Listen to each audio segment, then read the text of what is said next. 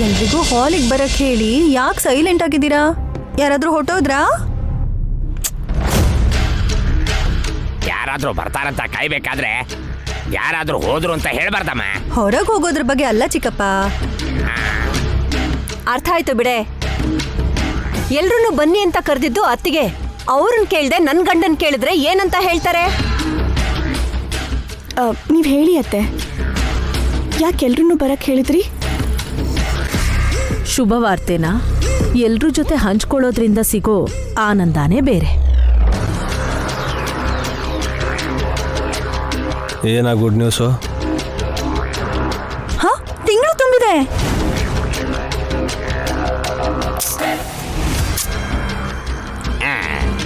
ಹೇ ನಮ್ಮ ಮಾಮ. ಏಯ್, ನೀನ್ ಬಾಯಿ ಮುಚ್ಚು. ಅದು ಅವಳೇ ಅಲ್ವಾ ಮಮ್ ಹೇಳಿದ್ದು? ಐಟಮ್ ರಾಜಾ, ಹಳೆ ತಿಂಗಳು ಮುಗಿದು ಹೊಸ ತಿಂಗಳು ಬಂದಿದೆ ಅಂತ ಹೇಳ್ತಿದ್ದೀನಿ.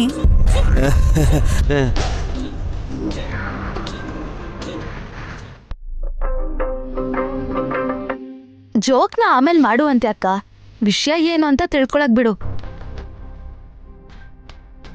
ಹೇಳಿ ಮಾಮ್. ಹೇಳೋದಕ್ಕಿಂತ ತೋರ್ಸಿದ್ರೇನೆ ಇನ್ನೂ ಚೆನ್ನಾಗಿರುತ್ತೆ. ಏನ್ ಮಾಮ್ ಅದು? 1 ನಿಮಿಷ ಕಂದ, ಇನ್ನೂ ಯಾಕೋ ಬರ್ಲೇ ಇಲ್ಲ? ಇಷ್ಟೊತ್ತಿಗೆ ಬರ್ಬೇಕಿತ್ತು ಮಾಮ್.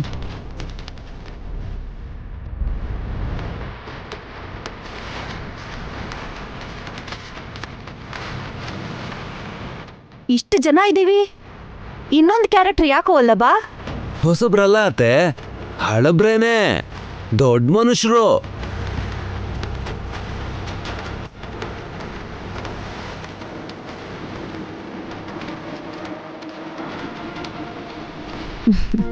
ಬಂದ್ರು ಗುರುಗಳು. ಮಾತ್ರೇಯ ನಮಃ. ವಿಶಾಲ, ನನ್ನ ಕೂಡ್ಲೆ ಯಾಕೆ ಬರೋದಕ್ಕೆ ಹೇಳಿದ್ದು? ನಾನು ಹೇಳಿಲ್ಲ ಸ್ವಾಮಿ. ನಾನು ಕೂಡ ಬರಕ್ ಹೇಳಿದ್ದು ನಾನೇ.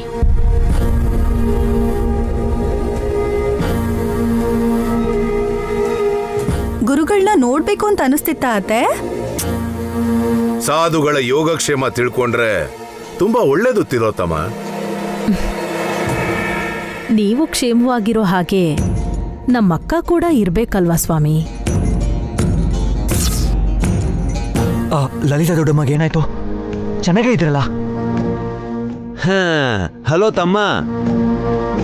ಅಕ್ಕ ಅಂದ್ರೆ ಟಕ್ಕಂತ ನೆನ್ಪಕ್ಕೆ ಬರ್ಬೇಕಾಗಿರೋದು ಗಾಯತ್ರಿ ದೊಡ್ಡಮ್ಮ.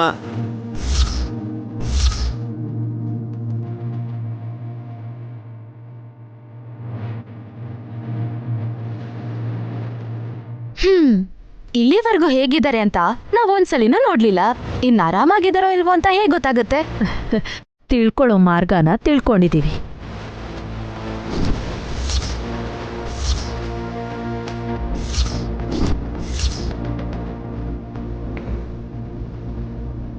ಅದ್ ಹೇಗ್ ಸಾಧ್ಯ ಆಗುತ್ತೆ ಅತ್ತೆ?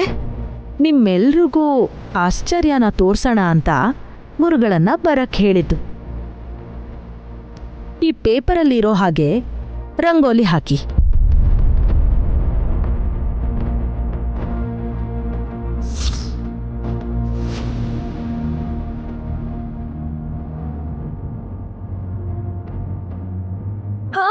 ವಾವ್, ಚೆನ್ನಾಗಿದೆ ರಂಗೋಲಿ. ಎಷ್ಟು ಚುಕ್ಕಿದು ಅತ್ತೆ, ಹೇಳ್ಕೊಡ್ತೀರಾ? ಅಯ್ಯೋ ಅಧಿಕ ಪ್ರಸಂಗಿ, ಇದು ಮನೆ ಮುಂದೆ ಹಾಕೋ ಅಂತ ಸಂಕ್ರಾಂತಿ ರಂಗೋಲಿ ಅಲ್ಲ. ಯಾರು ಬಂದ್ರೆ ಪ್ರತಿದಿನ ಹಬ್ಬ ಅಂತ ಫೀಲ್ ಮಾಡ್ಕೋತಿರೋ ಅವ್ರಿಗೋಸ್ಕರ ಬರೆಸ್ಕೊಂಡು ಬಂದಿರೋ ರಂಗೋಲಿ. ಗಾಯತ್ರಿ ಅಮ್ಮವ್ರ ಮನೆಗೆ ಬಂದ್ರೆ ಪ್ರತಿದಿನ ಹಬ್ಬನೇ ಅಲ್ವಾ ಅತ್ತೆ? ಅದನ್ನೇ ಹೇಳ್ತಿದ್ದೀನಿ ನೈನಿ. ಮಾಮ್, ಆ ರಂಗೋಲಿನ ಸ್ವಾಮೀಜಿನೇ ಹಾಕ್ಬೇಕಾ? ಅವರು ರಂಗೋಲಿ ಹಾಕಿದ್ರೆ ಮಬ್ಬಲ್ಲಿರೋ ಗಾಯತ್ರಿಕನ್ ವಿಷಯ ಬೆಳಕಿಗೆ ಬಂದ್ಬಿಡುತ್ತೆ.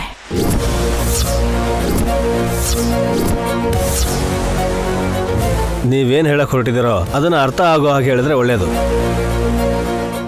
ಗುರುಗಳು ಬಂದ್ಮೇಲೆ ಮಾಮ್ ಸುಮ್ಮನೆ ಮಾತೇನ್ಕೆ? ಲೋ ವಿಕ್ರಾಂತ್, ದೊಡ್ಡಮ್ಮ ಎಲ್ಲಿದ್ದಾರೆ ಅಂತಂದ್ರೆ ಏನು ಗೊತ್ತಿಲ್ಲ ಅಂತ ತುಂಬಾ ಸಿಂಪಲ್ ಆಗಿ ತಲೆ ಅಲ್ಲಾಡಿಸ್ತಾ ಇದ್ರಿ. ನಾವು ಮಾತ್ರ ಲೈಟಾಗಿ ತಗೊಳ್ಳಿಲ್ಲ. ನೈನಿಗೆ ಹುಟ್ಟಿದ್ದು ದೊಡ್ಡ ಮಗುನ ನೋಡ್ಲೇಬೇಕು ಅಂತ ಗಟ್ಟಿಯಾಗಿ ನಿರ್ಧಾರ ಮಾಡಿ ಅಖಂಡ ಸ್ವಾಮಿಗಳನ್ನ ಭೇಟಿ ಮಾಡಿ ಒಂದ್ ಪೇಪರಲ್ಲಿ ರಂಗೋಲಿ ಹಾಕಿ ಆಮೇಲೆ ಎಲೆ ಮೇಲೆ ಅಂಜನ ಹಾಕೋ ಅಂತ ಕಾಡ್ಗೆನು ಕೊಟ್ಟಿದ್ದಾರೆ.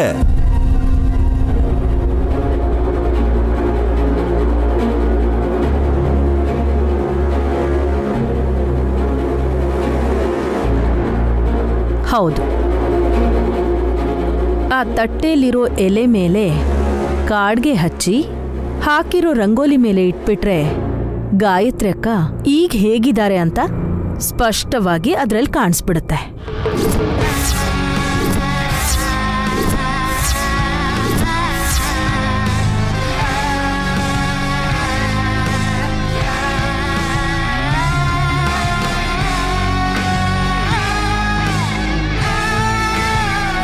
ಈ ಮಾತ್ ಕೇಳಿದ್ಮೇಲೆ ಶಾಕ್ ಆಗಿ ನಿಂತು ಬಿಟ್ಟಿದ್ದೀರಲ್ರಿ. ಏನ್ ಮಾಡ್ಬೇಕು ಅಂತೀಯೇ? ದೊಡ್ಡತಿಗೆ ಎಲ್ಲಿದ್ದಾರೆ ಹೇಗಿದ್ದಾರೆ ಅಂತ ಕಣ್ಣಾರೆ ನೀವು ನೋಡ್ತಿದ್ದ ಹಾಗೇನೆ ಕುಣಿದು ಕುಪ್ಪಳಿಸ್ತೀರಾ ಅನ್ಕೊಂಡಿದ್ದೆ. ಯಾಕೋ ವಿಶ್ ಕೂಡ ಸೈಲೆಂಟ್ ಆಗ್ಬಿಟ್ಟ. ಎಷ್ಟು ಈಸಿಯಾಗಿ ಗೊತ್ತಾಗತ್ತೆ ಅಂತ ಯಾರಾದ್ರೂ ಅನ್ಕೊಂಡಿದ್ರ ಹೇಳೋ? ಹೌದು ಚಿಕ್ಕಪ್ಪ, ಈ ಕೆಲ್ಸನ ಮೊದ್ಲೇ ಮಾಡಿದಿದ್ರೆ ಚೆನ್ನಾಗಿರ್ತಿತ್ತು.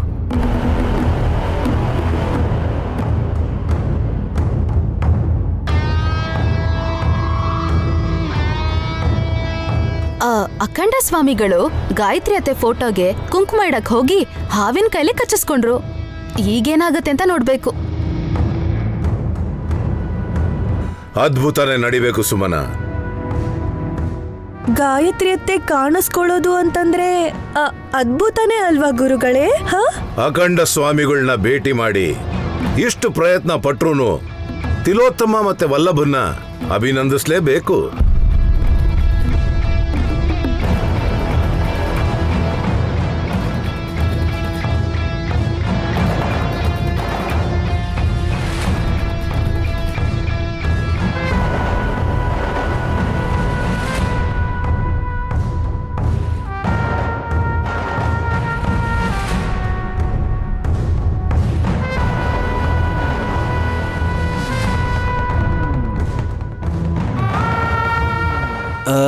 ನೀವು ಕೂಡ ಹೂ ಪೋಣಿಸ್ತೀರಾ ಗುರುಗಳೇ?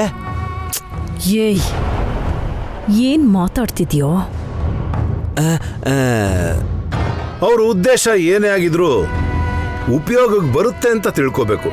ಹಾಸಿನಿ, ತಗೋ.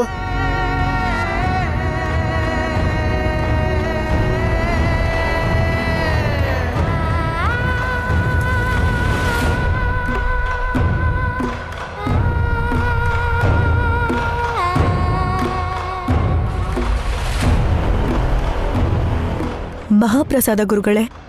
ತಗೊಂಡು ಹೋಗಿ ಅನುಕೂಲವಾದ ಕೆಲಸ ಮಾಡ್ಕೊಂಡ್ ಬಾಮ್ಮ. ಅರ್ಥ ಆಗ್ಲಿಲ್ಲ ಗುರುಗಳೇ. ಹೋಗು, ನಿನಗೆ ಅರ್ಥ ಆಗುತ್ತೆ.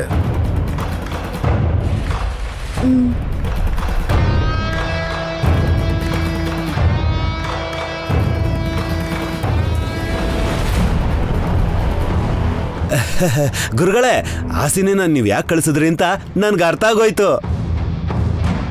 ಏನ್ ಅರ್ಥ ಆಯ್ತು?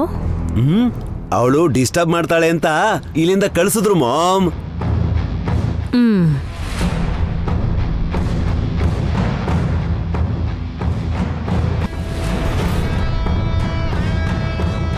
ಒಳ್ಳೇದು ಬಾವಾ. ಮೊದ್ಲು ಸ್ವಾಮೀಜಿ ಕೈಯಲ್ಲಿ ರಂಗೋಲಿ ಹಾಕ್ಸಿ. ಹೌದಲ್ವಾ ಗುರುಗಳೇ? ಬನ್ನಿ, ಇಲ್ಲಿ ಬಂದು ಕೂತ್ಕೊಳ್ಳಿ.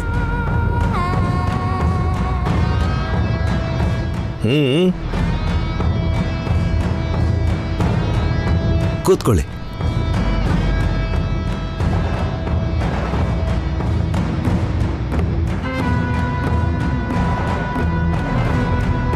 ತಗೊಳ್ಳಿ.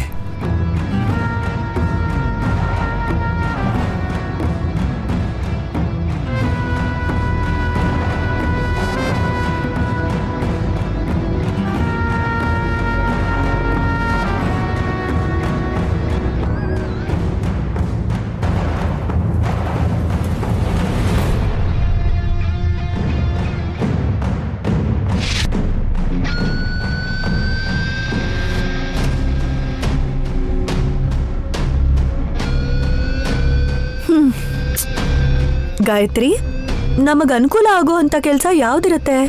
ನನಗೇನೂ ಅರ್ಥ ಆಗ್ತಿಲ್ಲ.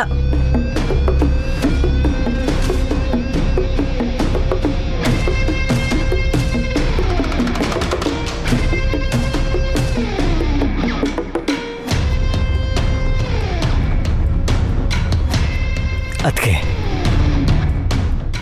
ಸ್ವಾಮೀಜಿ ಕೊಟ್ಟಿದ್ದ ಹೂವಿಂದ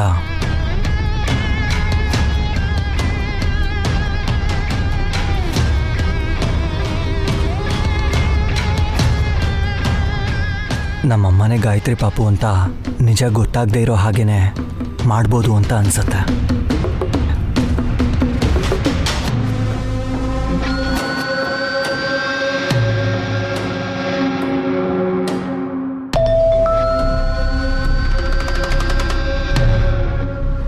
ಅತ್ತಿಗೆ, ಸ್ವಾಮೀಜಿ ಕೊಟ್ಟಿರೋ ಹೂವಿಂದ ನಮ್ಮಮ್ಮನೇ ಗಾಯತ್ರಿ ಪುಟ್ಟಿ ಅನ್ನೋ ನಿಜ ಗೊತ್ತಿಲ್ದಿರೋ ಹಾಗೆ ಮಾಡ್ಬೋದು ಅಂತ ಅನಿಸ್ತಿದೆ. ಅದೇಗ್ ಮಾಡಕ್ಕಾಗತ್ತೆ? Is it even possible?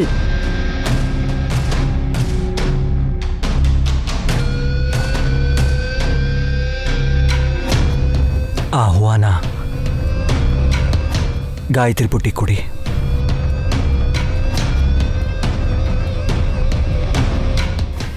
ಏನಾಗುತ್ತೆ ಅಂತ ನೋಡೋಣ.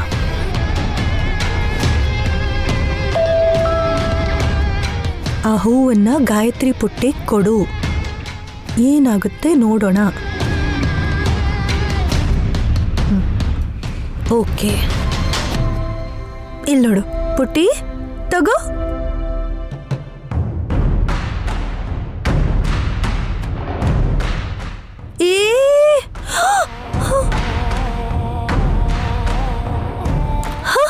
ಅಯ್ಯೋ, ಏನ್ ಹೀಗ್ ಮಲ್ಕೊಂಬಿಟ್ಲು ಗಾಯತ್ರಿ? ಸಮಥಿಂಗ್ ಏನೋ ಇದೆ. ಈ ವಿಷಯ ಎಲ್ರಿಗೂ ಹೇಳೋದಾ ಬೇಡವಾ? ಗಾಯತ್ರಿ, ಅಬ್ಬಾ.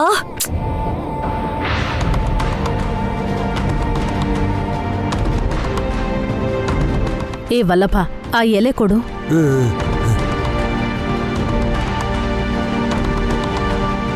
ಗುರುಗಳೇ, ನೀವು ಹಾಕಿರೋ ರಂಗೋಲಿ ಮೇಲೆ ಈ ಎಲೆನ ಇಟ್ಟು ಕಾಡ್ಗೆ ಹಚ್ತೀರಾ? ಹಾಗೆ ಮಾಡ್ಬೇಕಲ್ವಾ?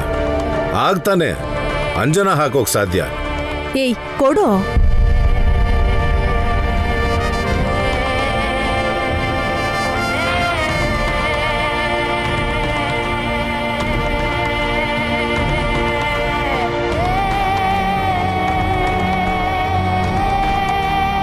ಸ್ವಾಮೀಜಿ, ನನ್ ಮಗಳು ಕಾಣಿಸ್ತಾಳಾ? ಅದೇ ಪ್ರಯತ್ನ ಮಾಡ್ತಿದ್ದೀನಲ್ವಾ ನಯನಿ?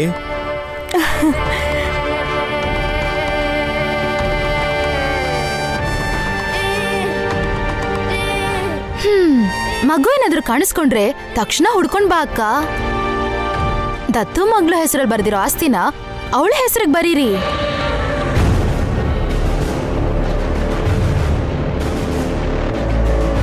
ಇನ್ನೂ ಕಾಣಿಸ್ತಾ ಇಲ್ಲ, ಆಗ್ಲೇ ಆಸ್ತಿ ವಿಷಯ ತೆಗಿತಾ ಇದೆಯಾ? ಸಂಪಾದಿಸದೇ ಇರೋ ನೀವು ಹೀಗ ಆರಾಮಾಗಿ ಹೇಳ್ತೀರಾ?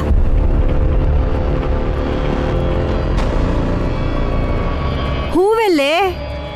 ಏನ್ ಮಾಡ್ಬೇಕು ಅಂತ ಗೊತ್ತಾಗ್ಲಿಲ್ಲ, ಅದಕ್ಕೆ ಬಿಸಾಕ್ ಬಂದ್ಬಿಟ್ಟೆ.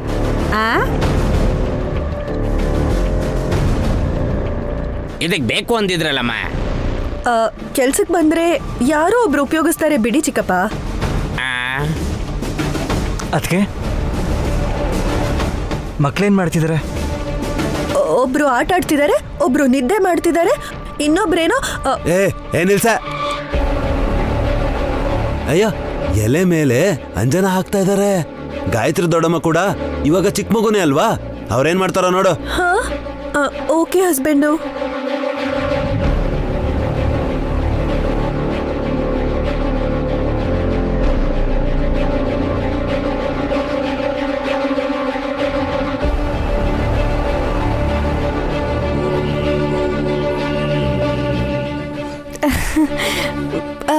ಚಿಕ್ಕಮ್ಮ, ನನ್ನ ಮಗಳು ಹೇಗಿರ್ತಾಳೆ ಅಂತ ಈಗ ನೋಡ್ತೀನಿ ನಾನು. ತುಂಬಾ ಸಂತೋಷ ಆಗ್ತಾ ಇದೆ ಅಲ್ವಾ ನೈನಿ?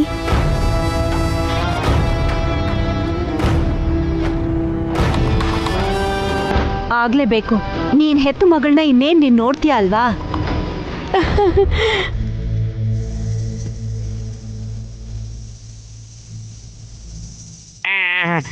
ಈಗ ಕಾಣಿಸ್ತಾ ಇದೆಯಾ? ಕಾಡ್ಗೆ ಹಚ್ಚಿದ್ರು ನೋಡೋಣ ಕಾಣಿಸುತ್ತೆ.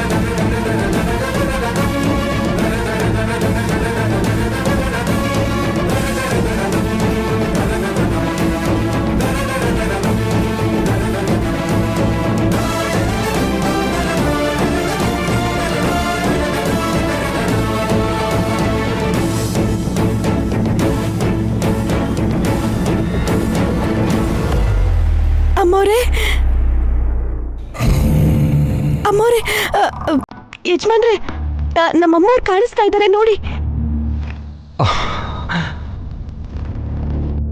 ಗಾಯತ್ರಿ ಪಾಪು ಥರ ಕಾಣಿಸ್ದೆ. ನಾನು ಹೆತ್ತ ತಾಯಿ ಥರ ಕಾಣಿಸಿದ್ರೆ ಅಮ್ಮನ ಆತ್ಮ ಮಾತ್ರ ಅಂಜನ ತೋರಿಸೋದಕ್ಕೆ ಸಾಧ್ಯ ಅನ್ಸತ್ತೆ.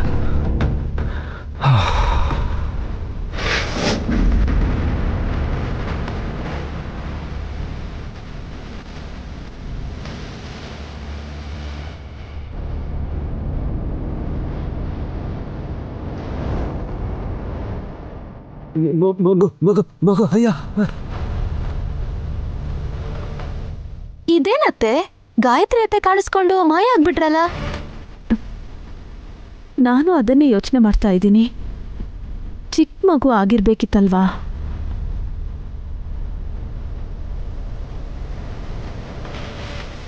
ಗುರುಗಳೇ, ದೊಡ್ಡಮ್ಮ ಪುನರ್ಜನ್ಮ ಎತ್ತಿದಾರಲ್ವಾ? ಆದ್ರೆ ಹೋದ ಜನ್ಮದಲ್ಲಿ ಇದ್ದಾಗೆ ಕಾಣಿಸ್ತಿದ್ರಲ್ಲ. ಚೆನ್ನಾಗಿ ಯೋಚನೆ ಮಾಡಿದ್ರೆ ಎಲ್ಲ ತಿಳಿಯುತ್ತೆ ವಲ್ಲಭ. ಏನು ಅರ್ಥನೇ ಆಗ್ತಿಲ್ವೇ? ನಮ್ಗಷ್ಟೊಂದು ಜ್ಞಾನ ಇಲ್ಲ ಸ್ವಾಮಿ. ಒಪ್ಕೊಂಡಿರ್ತಾನೆ. ಈಗ ಮಾತಾಡದೆ ಸುಮ್ಮನಿರೋ ಸುಮನ. ಅಮ್ಮವ್ರು ಕಾಣಿಸಿದ್ರೆ ಹೊರತು ಈಗ ಹೇಗಿದ್ದಾರೆ ಅಂತ ಕಾಣಿಸಿದ್ರೆ ಚೆನ್ನಾಗಿರ್ತಿತ್ತು. ಹೌದು ನೈನಿ, ರೂಪ ಹೇಗಿದೆ ಅಂತ ಗೊತ್ತಾದ್ರೆ ಹೋಗಿ ಕರ್ಕೊಂಡು ಬರ್ತಿದ್ದೆ. ಒಟ್ನಲ್ಲಿ ನಿಮ್ಮಮ್ಮ ನೋಡಿದ್ಯಲ್ಲ ವಿಶಾಲ್? ತಾಯಿನಲ್ಲ, ಮಗುನ್ ನೋಡ್ಬೇಕು ಹಾಸಿನಿ. ನೀವ್ ಯಾರನ್ನಾದ್ರೂ ನೋಡ್ಕೊಳ್ಳಿ, ನಾನು ಹೋಗಿ ಹೂ ನೋಡ್ಬೇಕು. ಅಂಜನ ಹಾಕಿ ನೋಡಿದಾಗ ಗಾಯತ್ರಿ ದೇವಿನೇ ಕಾಣಿಸಿದಾಳೆ ಅಂದ್ರೆ, ಒಂದು ವೇಳೆ ಹಸುಗೂಸ ಕಂಡ್ರೆ ದೃಷ್ಟಿ ತಗಲುತ್ತೆ ಅನ್ಕೊಂಡಿದ್ದಾಳೇನೋ. ಅಷ್ಟೇ ಆಗಿರ್ಬೋದು ಸ್ವಾಮಿ.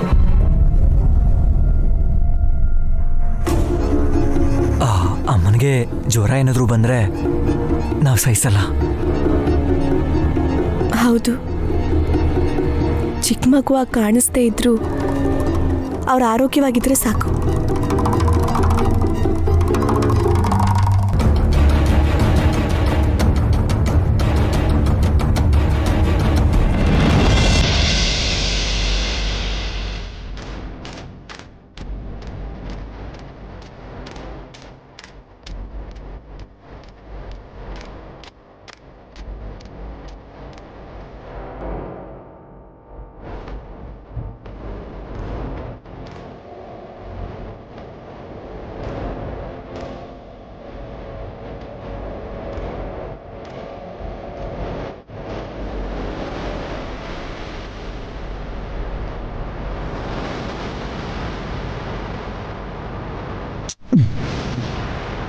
ಮಾಮ್, ಅಯ್ಯೋ, ನಾನು ಯೋಚಿಸ್ತಿರ್ಬೇಕಾದ್ರೆ ನೀವು ಆ ಕಡೆ ಓಡಾಡ್ತಾ ಇರ್ಬೇಡಿ. ಏಯ್, ನೀನು ಯಾವ್ದ್ರ ಬಗ್ಗೆ ಯೋಚನೆ ಮಾಡ್ತಿದ್ಯಾ?